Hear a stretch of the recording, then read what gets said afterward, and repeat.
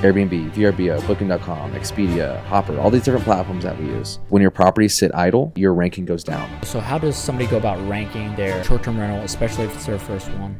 I tell people all the time, there's a whole list of things that you want to be set up to have so that Airbnb feels like you're working essentially in their favor because they have a brand to upkeep and they're going to push your property forward.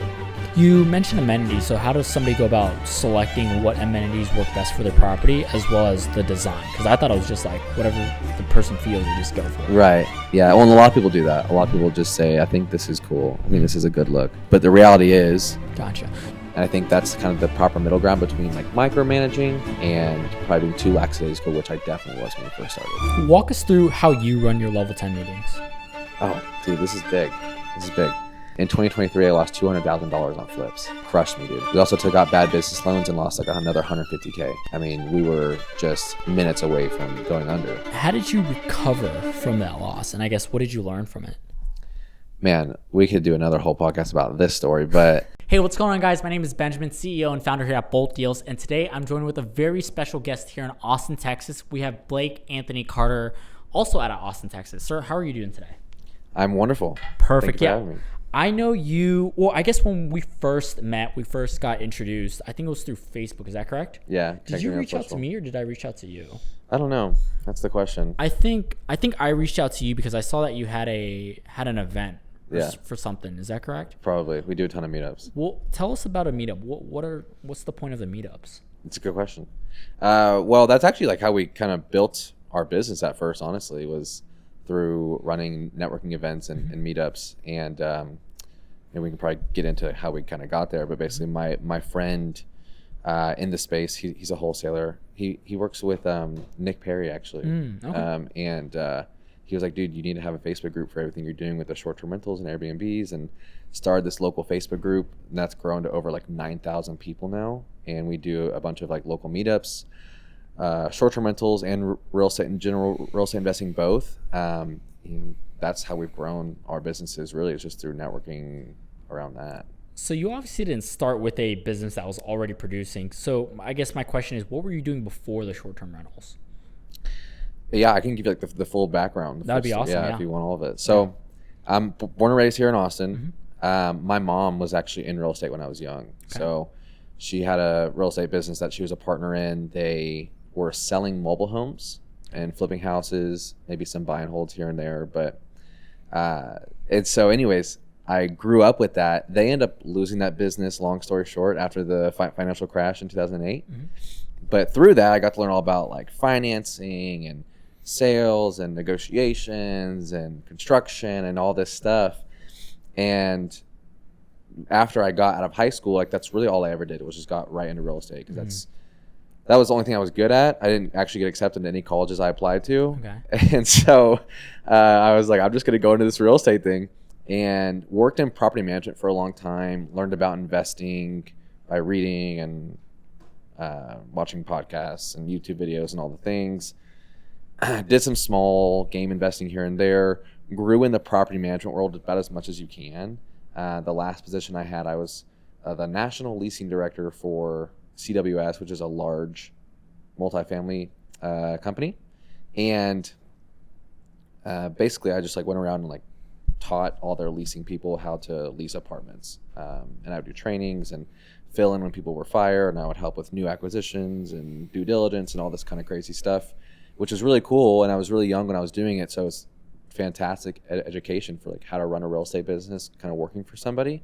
But when COVID hit, I was working from home, and that job, you can't really do much from home at all. So I was like getting paid to chill on my computer all day. And that's when I got my real estate license, and that's when we started our business like full on. At that point, I had done some small flips here and there and like a little bit of investing, bought like some small pieces of land, but nothing really crazy. And that's when we went all in, because I had a bunch of time. Okay. I had been wanting to do it for a long time, and that's kind of how we got to where we're at now. Gotcha. And so you're an agent, you've done flips. So how did you decide that you wanted to do short-term rentals? So that's kind of the next step in the story, actually. So I'm working for a local property management company, helping them with like business development, and they were letting me do some sales on the side as well. So So it was kind of a cool, mutually beneficial setup. And basically, a guy calls one day and says, "Hey, I have these 3 houses that I'm renting out by the room. Mm-hmm. Is that something you guys would work with?" And so co-living is actually the first vertical that we got started in. So this guy calls, I go to the owner of the company at the time, and she's like, "Hell no, we are not going to manage a room by room house. I want nothing to do with that." Is co-living like house hacking? It's like pad split. Okay. Yeah. So house hacking, but the owner doesn't live there. So you're just renting out the rooms. But it's one house with 3 bedrooms and there's 3 people living in there. Well, 3 bedrooms, but we would turn a 3-bedroom house into a 7-bedroom house, and we would rent out the rooms. Yeah. So that's how we got started. Basically, the guy called, the company wouldn't do it. He asked me if I would do it on the side. Okay. And at the time I was basically broke and I needed the money. So I was like, hell yeah. Charged him like $500 to manage 3 houses. Wow. And learned all about the co-living world. At the time that we were doing it, there wasn't anyone else that was like managing co-living in Austin. Uh-huh. And so we pretty much just got a lot of business really fast just through referrals. Mm-hmm. And at the same time, someone that was doing co-living asked if we would do their short-term rental property. And I was like, sure, we'll do that. We had never done that before. Didn't know much about Airbnbs, had some experience, but not a lot at all. And jumped right into it, did one, grew to like 5 just by word of mouth. That's when we started that Facebook group. Gotcha. And that blew up for us to where, we have right around 80 properties under management now. We own a boutique hotel, have a small single family portfolio ourselves, and we have a investor focused real estate sales team too here in Austin. So, what was the goal of, or I guess objective of the Facebook group starting out? That's a good question. Originally, there was like no one that was focusing on just short-term rentals. Mm-hmm. In Austin. So there wasn't like a short-term rental meetup. There wasn't a short-term rental Facebook group like that. No one was hyper-focused on it. And so we saw an opportunity, made the Facebook group, and it blew up way faster than I expected. So like I said earlier, we have like 8,000 to 9,000 people on that page now.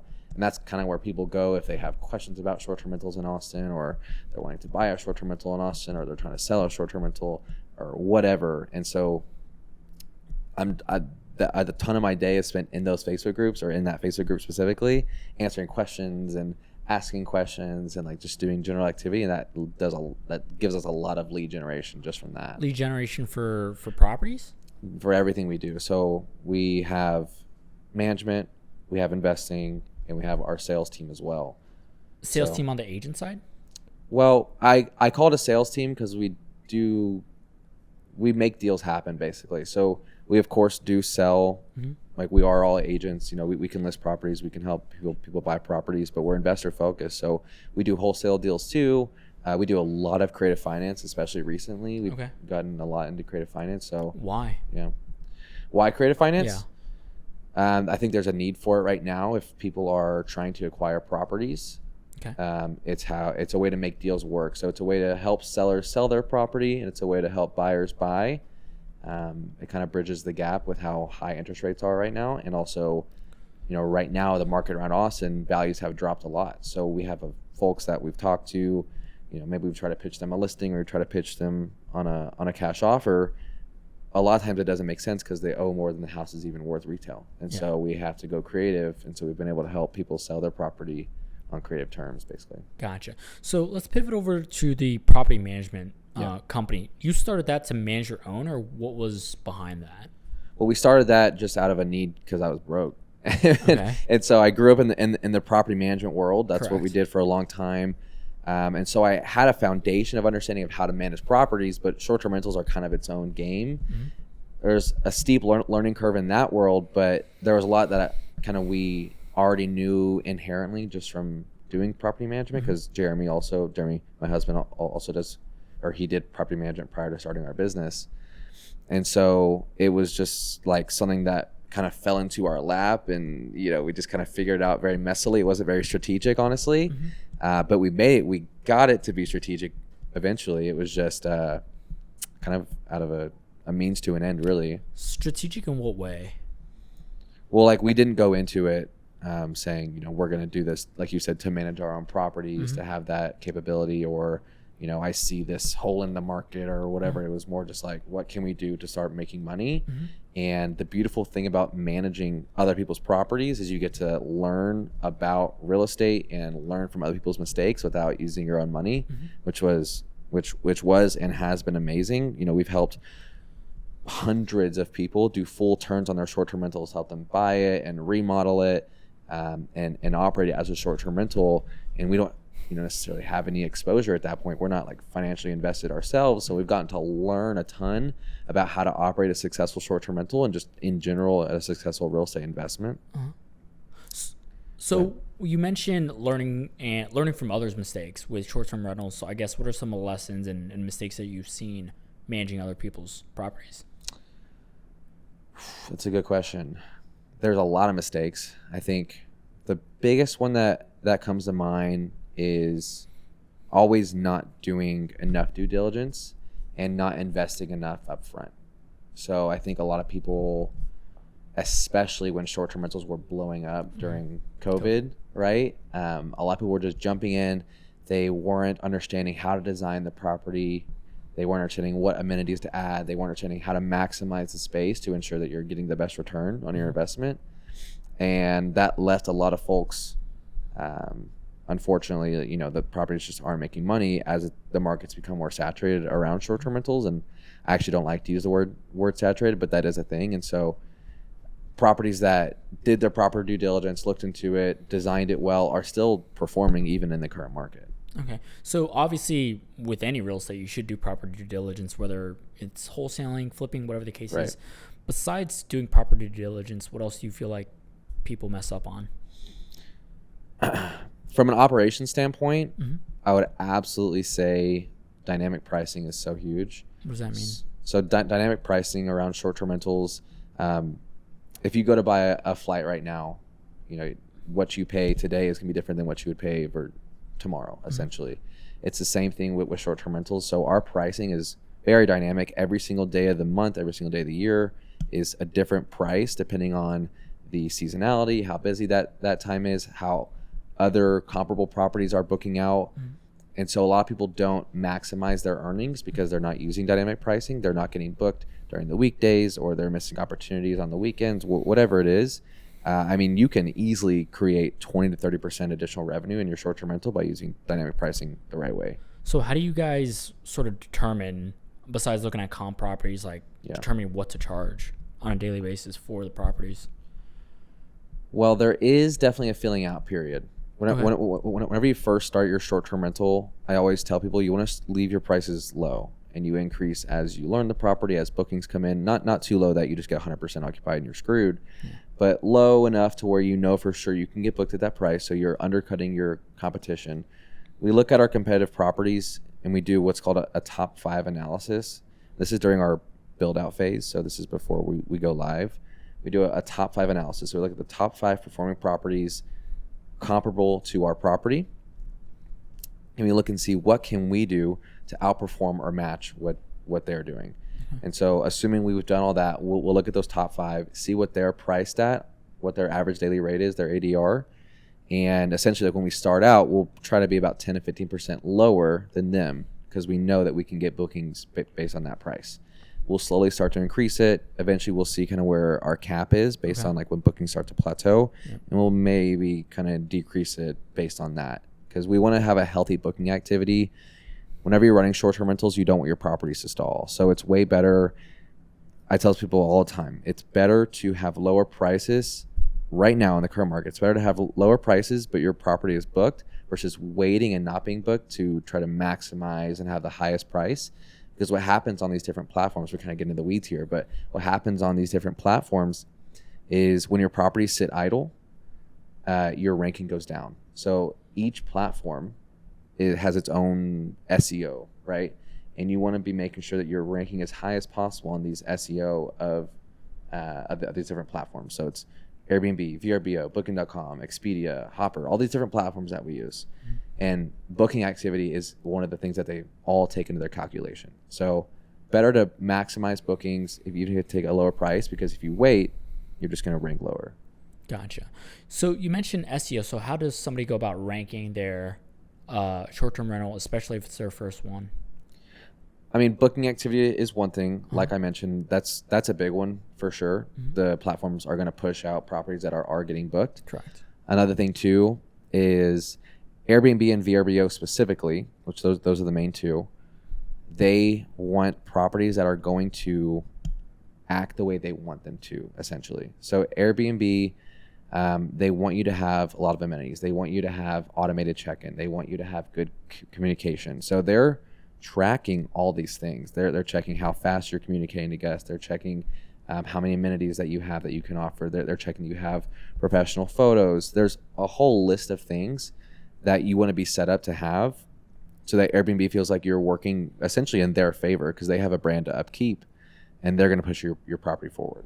Gotcha. You mentioned amenities. So how does somebody go about selecting what amenities work best for their property as well as the design? Because I thought it was just like whatever the person feels, they just go for it. Right. Yeah. Well, and a lot of people do that. A lot of people just say, I think this is cool. I think this is a good look.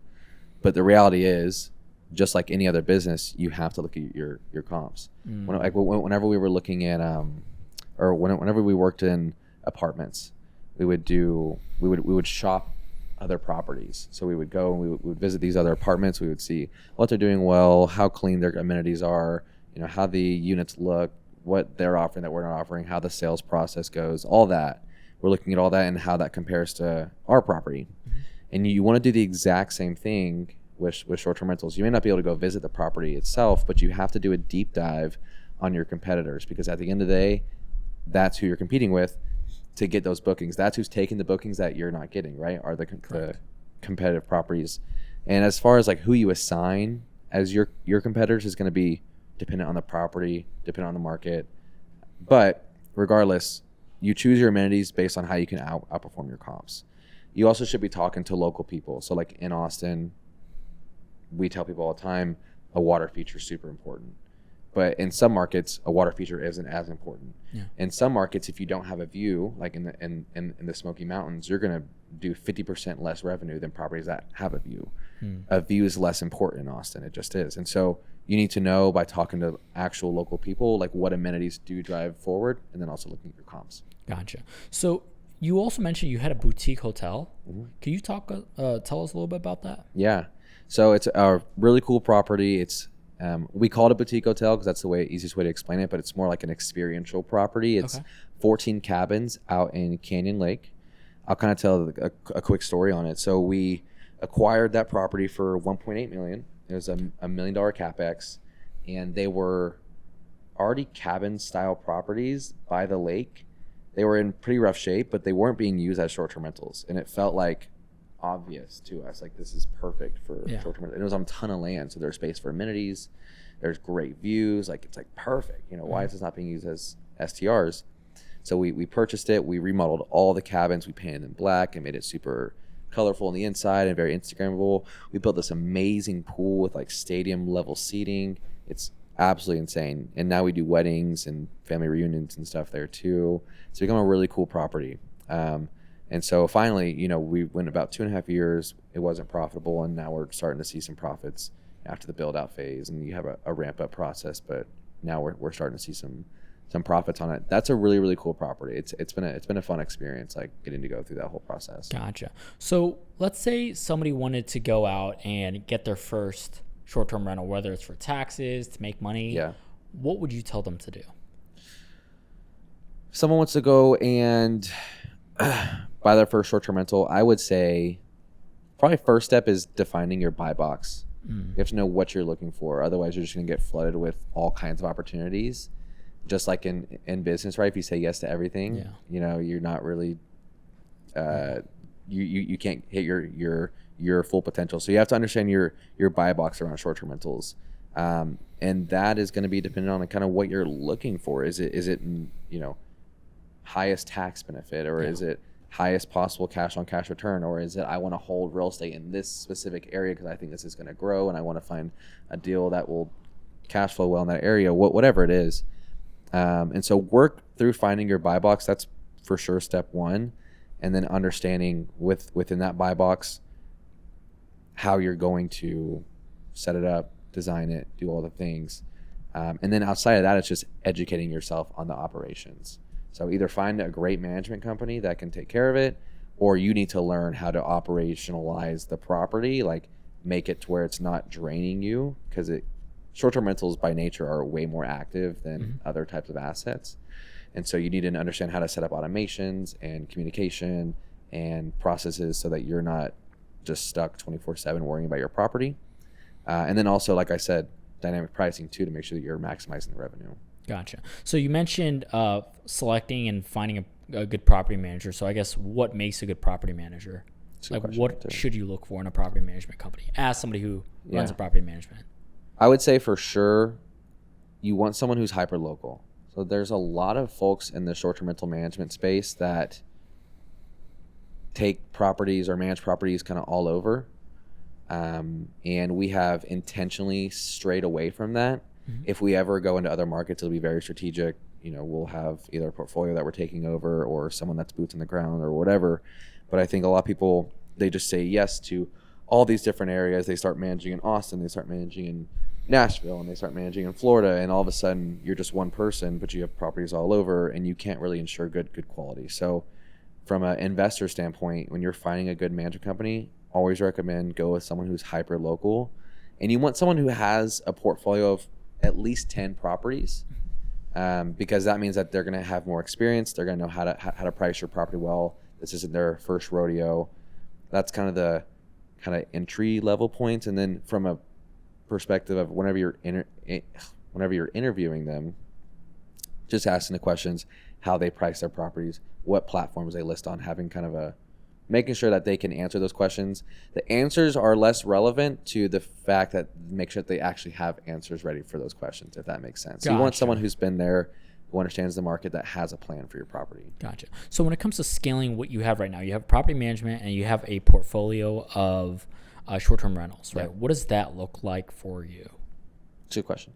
So we plan on, in the future, moving forward, our 5-year goal is to be the best short-term rental management company in Austin, not the biggest. We want to be the best. So we want to have the best reputation. We want to have the best reviews. We want extremely happy owners. That's our goal. Our goal is to have 200 units with best-in-class reputation. Right now we're at 80. 200 units is very achievable in 5 years. So we're not looking for like this massive hyper growth. We're very selective with the properties and the property owners that we work with. And then on the investing side, we have about 18 doors in total that we operate as short-term rentals that we own. So the goal with that is to get that to 35 in 5 years, very achievable. And then also just start growing into other verticals. So we recently launched our in-house cleaning team, which has been awesome. We have a maintenance team in-house as well. We service other people's properties. It's just like an additional revenue stream. So for us, it's like, how can we take what we have and build out more revenue streams within that business? Gotcha. So starting with the portfolio, or not the portfolio, the property management. Yeah. The goal is to become the best property management. So I guess my question is, how do you guys plan on going about that? Like, what do you feel like you need to do in order to make that happen? Yeah, being hyper focused on owner satisfaction. So one of the hardest things in the short-term rental management game is owner satisfaction. One of my friends, Fawad, he says, if you're trying to grow your short-term rental management company, go after people who already have short-term rental management companies, because none of them like their short-term rental management companies. So it's very common for, I would say, owner dissatisfaction in the space. It's a hard, very nuanced thing to navigate. So we've become very owner forward. We do owner surveys quarterly. We send out newsletters. We have quarterly conversations with our owners as well. Like we're very hands-on with our owners, and you really can't scale that too big. You can't be too hands-on and be too scaled up. So we're hyper focused on just making sure that our actual relationships with our owners are very quality, and less on how can we just keep on adding more units, if that makes sense. Gotcha. Okay. Now going to the portfolio. Yeah. Scaling the portfolio, acquiring more units. How do you plan on going about that? How do you guys source your deals? So we obviously source a ton on market because we have access to MLS, but we work with a ton of wholesalers. We have a lot of referral business as well. Okay. Because people will come to us, whether it's for management or they want projections on their property or whatever. And sometimes that's an opportunity for acquisitions too. So a lot of referrals just from our brand and in general. But, for us on our personal acquisition side, because we're not trying to run like a big acquisitions company, though that could change in the future. Mm-hmm. It's really just like 1, 2, 3 a year with our own personal money for tax benefits and cash flow, essentially. Gotcha. Talk to me about the in-house cleaning. Why did you guys decide to bring that in-house as opposed to just outsourcing it to a company and not having to deal with the headaches? At this point in our company, probably about half of our properties are serviced in-house and then half are third party. A big reason for that is quality control. So we can train our cleaners how we want to train them. If we're hiring a third party company, it's harder to tell them like exactly how it needs to be because they're a company and they have their own systems and processes. Mm-hmm. But we can start our own and we can tell our cleaners that we hire, hey, this is kind of how we operate.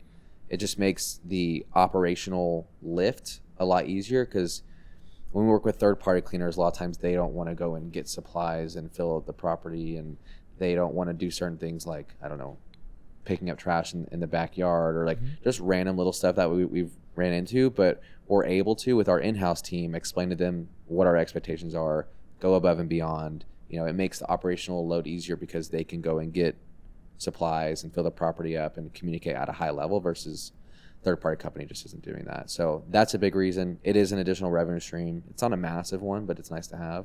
Mm-hmm. Gotcha. Yeah. You also mentioned earlier in the podcast that you work with your husband, Jeremy. Is that correct? So What do you do in the business? What does he do in the business? I handle most of the front-facing stuff, so stuff like this, marketing, sales. I oversee our sales team, so like our real estate sales team, and then he kind of oversees the team on the management company. So he heavily focuses on operations. He manages all of our VAs and all of our like local people, our cleaners, our maintenance. He manages all that. He's definitely more of the integrator, right? And I'm more of the what's the word? Visionary. Visionary. There you go. Okay. That's the word. So that's kind of our roles in the business. And yeah, I mean, he does a lot more than that, but that's kind of the easiest way to explain it. Yeah. How do you go about separating like personal work and then professional work, especially since you guys are married? Yeah.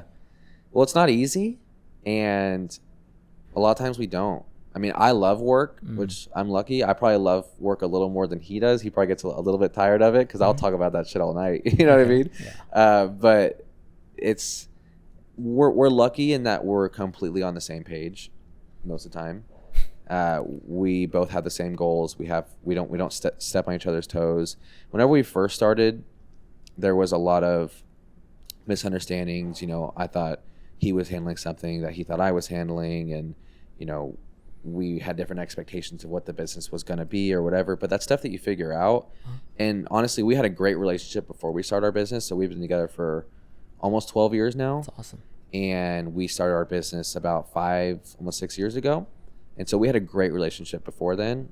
And so we had a great foundation. I think that's important. It would probably be much more difficult if we had been together for 3 months and then we're like, we need to go into business together. Yeah. It's not impossible. I think Alex Hormozy and Layla Hormozy did it, but I could see how that would be more difficult. Gotcha. So how do you guys go about resolving challenges, disputes, whatever you want to call them? Well, there's not a perfect answer to that, but one thing that we do that's helped a lot. So we operate on EOS. Have you heard of it? Yeah. It's traction. Exactly. Yeah. So we use that in all of our businesses, all of our verticals. Everybody in our team, they run a level 10. But we have a relationship level 10 meeting, and that's been really, really beneficial for us. So every week, every single Monday morning, sometimes it gets pushed out a little bit, but every single Monday at least, we get together and we have our own set of relationship KPIs. This is not about work stuff. Wow. We have our own set of relationship issues, and we talk about and we create to-dos for the week, and we're both held accountable to those to-dos within our relationship. That's been truly a game changer because we don't let stuff sit on the side. Like we know, like if there's a problem, or there's something we have to discuss, there's some big travel plans or whatever, we're going to talk about it on Monday. So, and you don't have to answer this, but you mentioned relationship KPIs. So can I ask like an example or just an idea of that? Number of date nights, spontaneous adventures. That's 2 of our KPIs. We try to hit 1 a week of each of those. We do have like number of arguments like it is in there, like, and so we track like how much we're arguing, which sounds so funny. Like if you're not into like the EOS world, it's like, that sounds so crazy, but like it's so nice to see. We can look back 6 months and we can see, there was an uptick here, there was an uptick here. Yeah, exactly. So those are just some quick examples. We have about 8 that we track, but yeah. Can I just ask if you're willing to share what some of those are?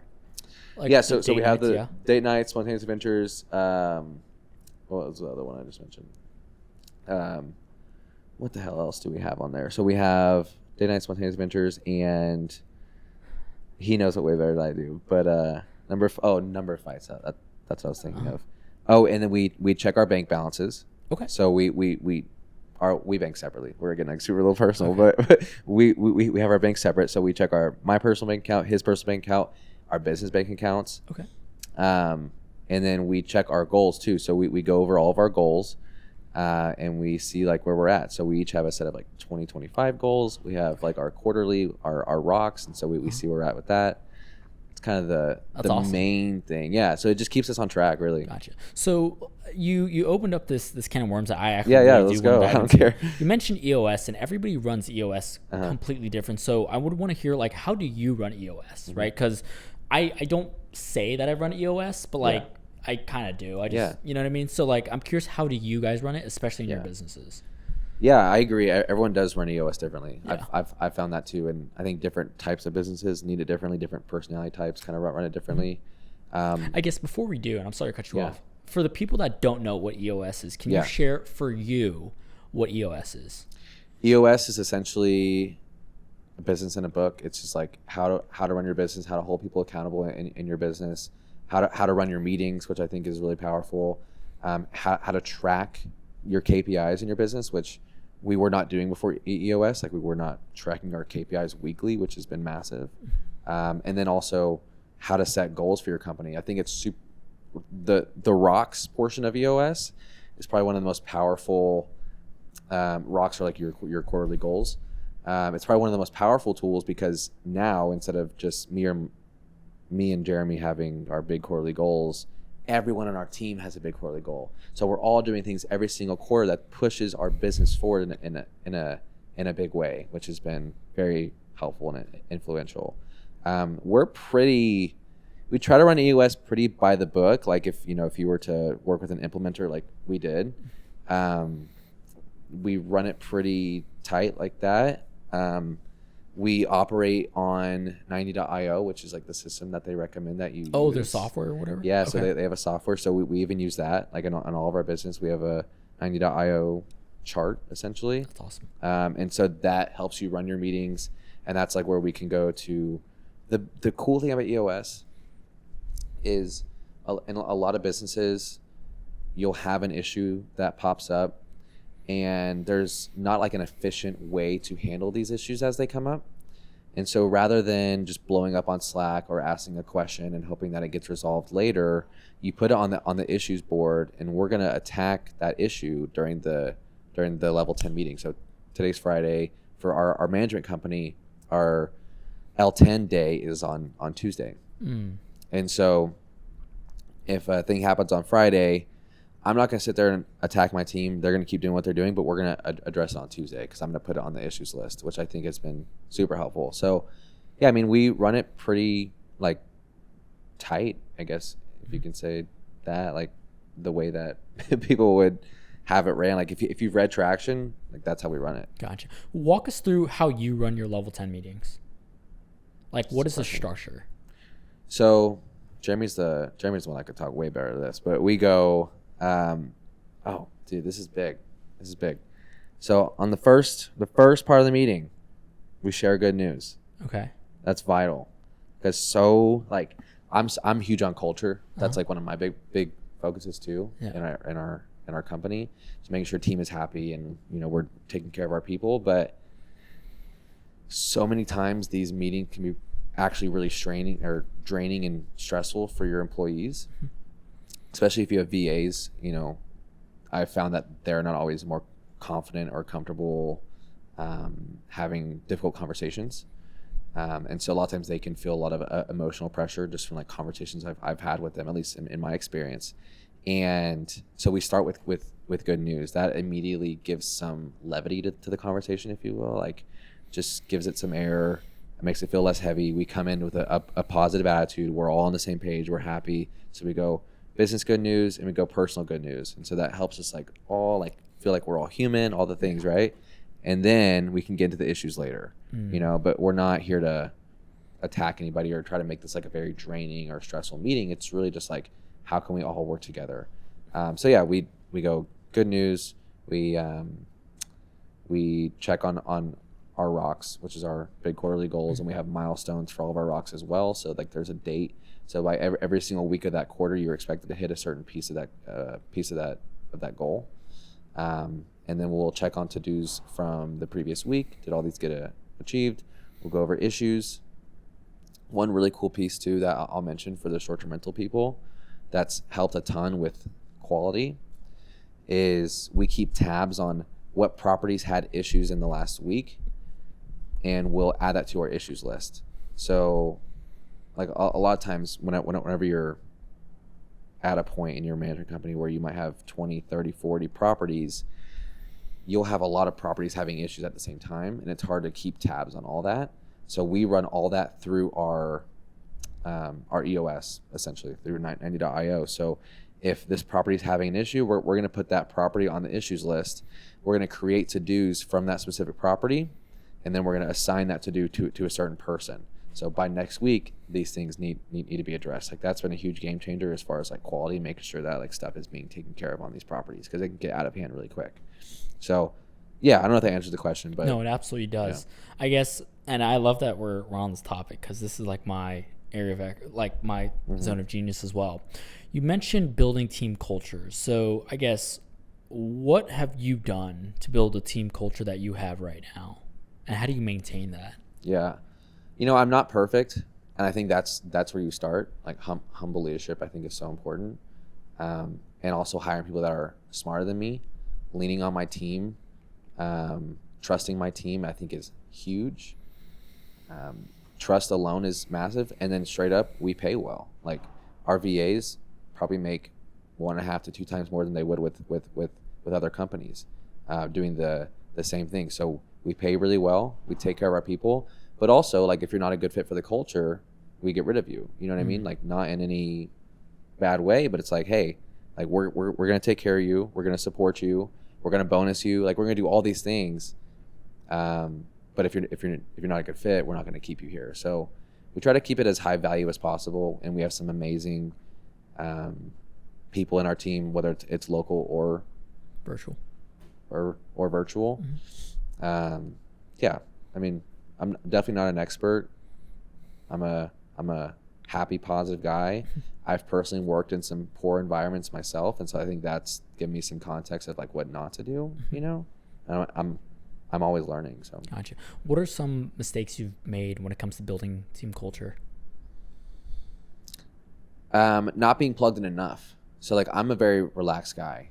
I'll trust my team. I'll let them roll.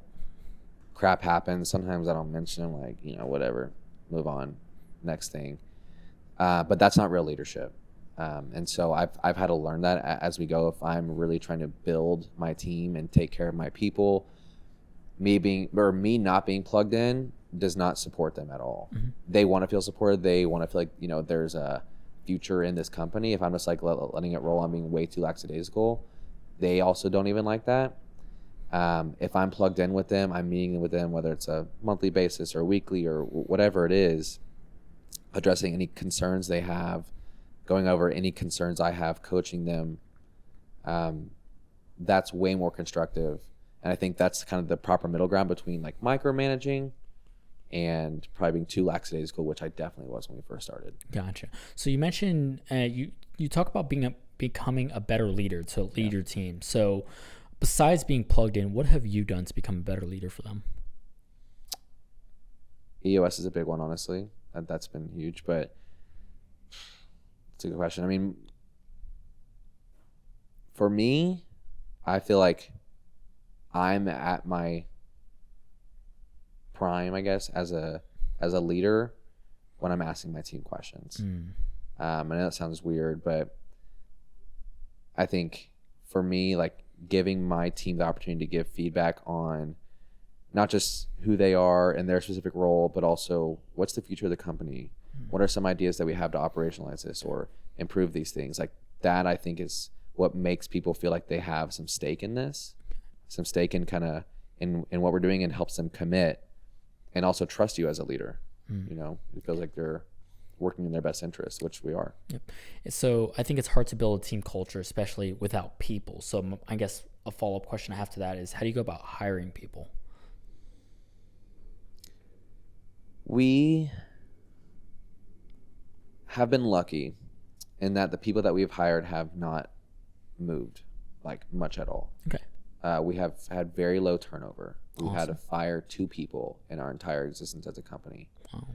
So we don't do a ton of hiring. We keep our team pretty small. We have a pretty large virtual team. I mean, relatively, we have like 7 VAs. And then on our sales team, we have 4 people. And then on our cleaning company, we have 5 cleaners. We have 3 maintenance guys and 2 quality control people on our management company. So that's kind of like the rundown of all of our teams, I guess, if you will. We don't have a massive team, and they're pretty sticky because we take good care of them.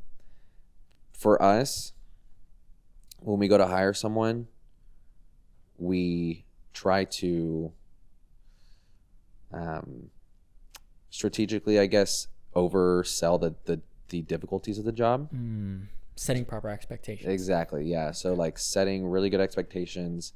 You know, we talk about our core values, and we talk about what's important to us. One of our core values is unreasonable hospitality.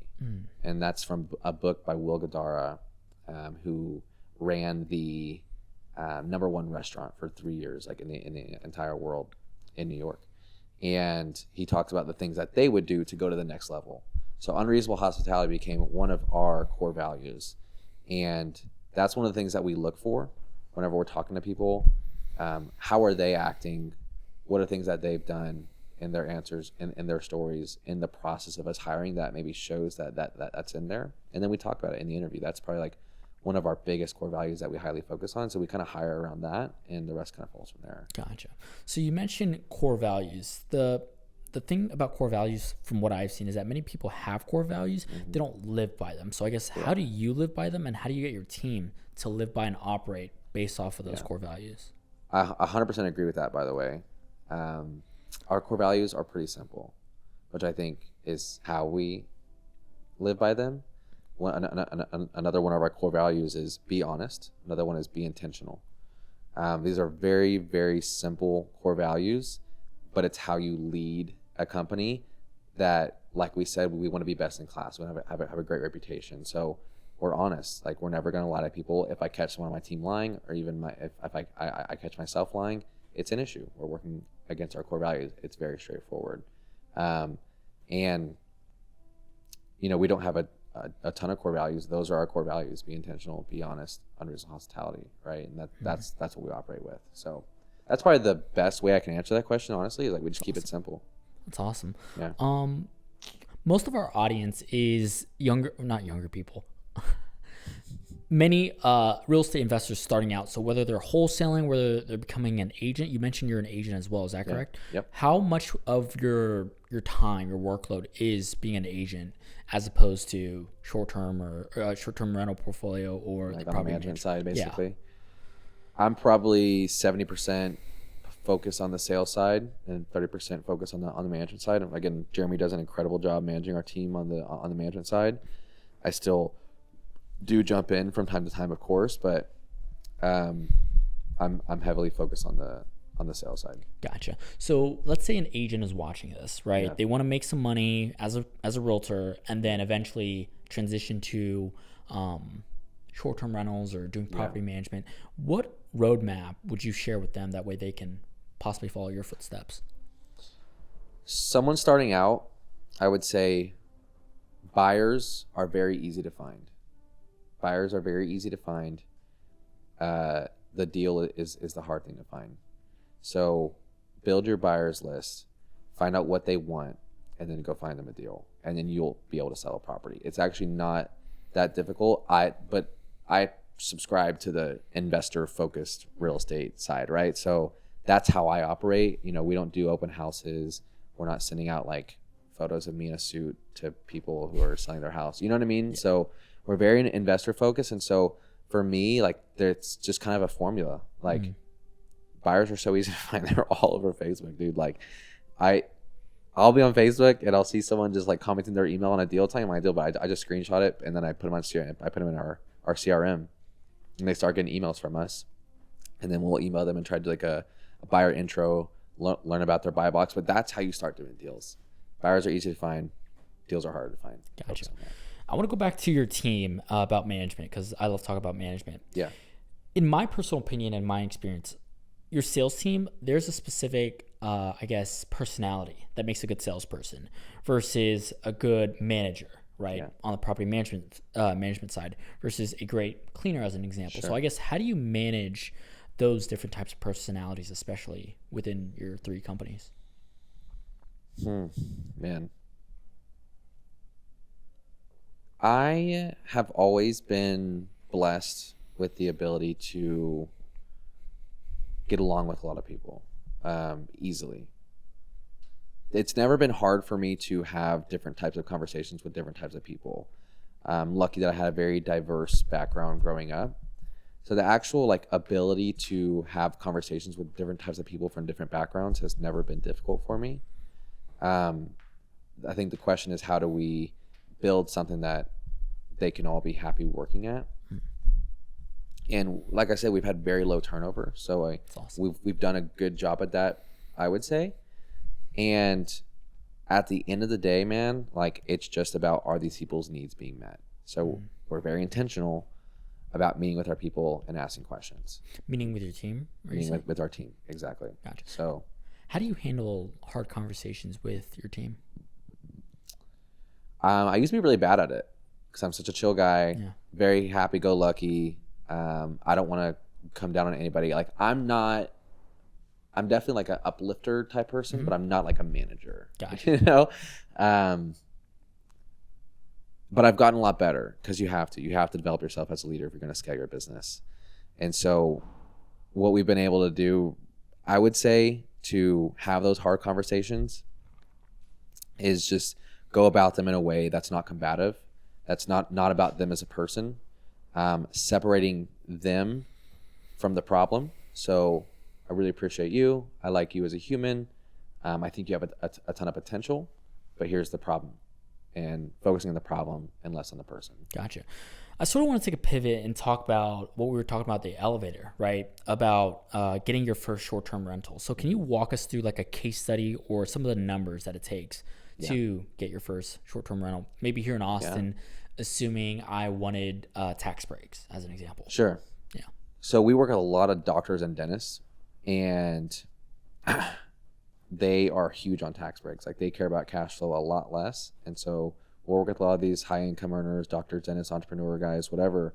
And that's their big focus, is like, how can I save on taxes? And so a good example, I would say, is we just sold a property for a gentleman. He's about to go live, and he's a high income earner, tech guy, and he needed a tax break.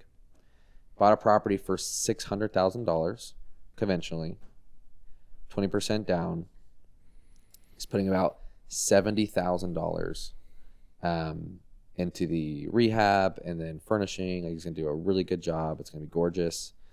That property is going to generate about $150,000 in revenue. Wow. Cash flow, after all expenses, mortgage, insurance, taxes, maintenance, all the things, he's managing himself.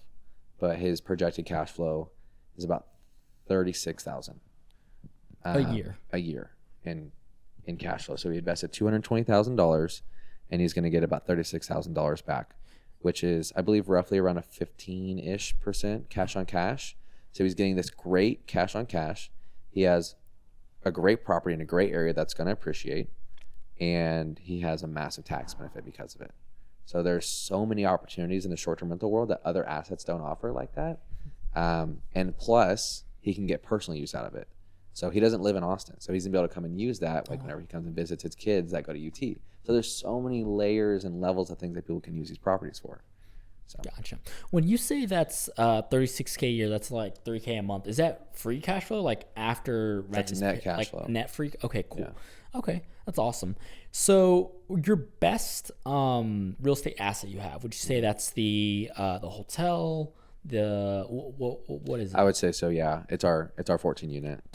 Are you okay sharing some of the numbers? Of course. Yeah. So it was $1 million acquisition.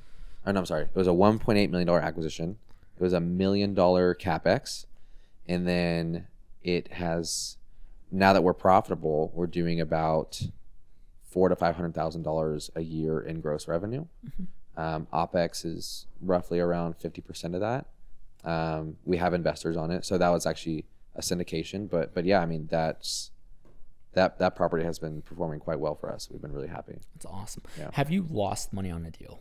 Of course. In 2023, I wish we had more time because we'd go deep on this. So in 2023, I lost $200,000 on flips, and crushed me, dude. We lost $200,000 on flips. We also took out bad business loans and lost like another $150K. And I mean, we were just minutes away from going under, having to start over. Like, guess we're gonna go get a job and try to do this again. You know what I mean? And dude, we were so close to just like completely losing it, and we didn't. We're lucky that we have made more in real estate than we've lost. So, I don't like to focus too heavily on the losses because I think people get freaked out if you're new. But we have made more money in real estate than we've lost. But the losses are totally real. They're normal. I think people have a hard time with it. You're not alone. The market's tough right now, but it is what it is. Gotcha. And how did you recover from that loss? And I guess, what did you learn from it? Man, we could do another whole podcast about this story, but to keep it short, we kept our head down and worked through it and figured it the hell out, because that's what you have to do. On the business side, we took some investor money, gave them a little bit of debt basically to get out of it. And then on the real estate side, we just took the L and moved on, dude. Like that's really all you can do. I mean, we were broke as a joke for a minute there, but that's what it is, Yeah. Keep pushing. Yeah. I wish we had a little bit more time, because something I wanted to know is, if you have time, how do you go about finding investors to, whether it's syndications or whatever the case is, and more importantly, how do you maintain great relationships with those investors? Yeah.